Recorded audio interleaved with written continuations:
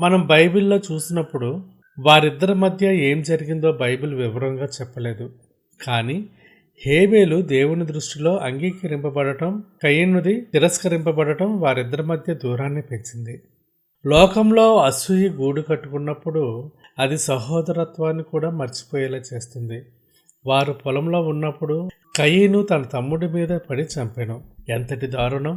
ప్రేమించాల్సిన తోడబుట్టిన వాడిని ద్వేషించి ప్రాణం తీసే స్థితికి కయీను పడిపోయాడు. మన జీవితాల్లో కూడా ఒకరిపై ఒకరు ఉన్న చిన్న అసూయ, కోపం కాలక్రమేణా ఎంతటి విధ్వంసాన్ని దారితీస్తాయో గమనించండి.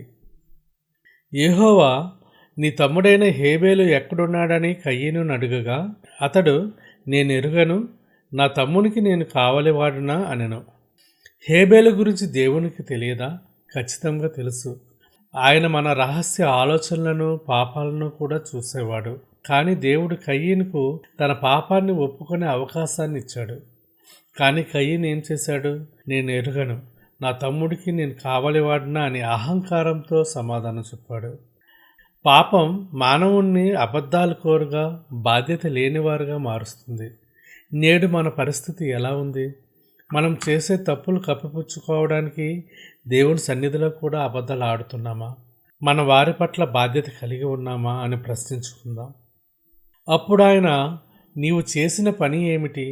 నీ తమ్ముని రక్తం యొక్క స్వరము నేలలో నుండి నాకు మొరపెట్టుచున్నది.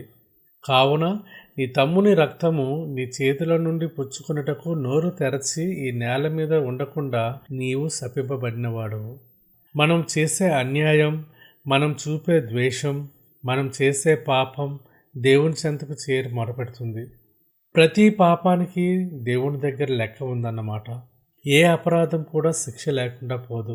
కయీను చేసిన పనికి దేవుడు తీర్పు తీర్చాడు. నీవు నేలను సేద్యపరచునప్పుడు అది తన సారమును ఇక మీదట నీకియ్యదు. నీవు భూమి మీద దిగులు పడుచు దేశదిమ్మరవై ఉందువనెను. ఇక్కడ శాపం స్పష్టంగా ఉంది. నీవు భూమి మీద దిగులు పడుచు దేశదిమ్మరవై ఉందువు.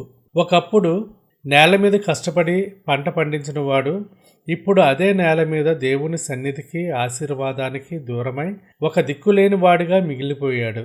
పాపం మానవుడిని ఉన్నత స్థితి నుండి దిగజార్చి అభద్రతలోకి, ఆందోళనలోకి నెట్టివేస్తుంది. ప్రియమైన సహోదరి, సహోదరుడా, పాపపు వాకిట మనం నిలబడితే మన జీవితం కూడా ఇలాగే దేశదిమ్మరి వలె దేవుని ఆశీర్వాదాలకు దూరంగా మారుతుంది.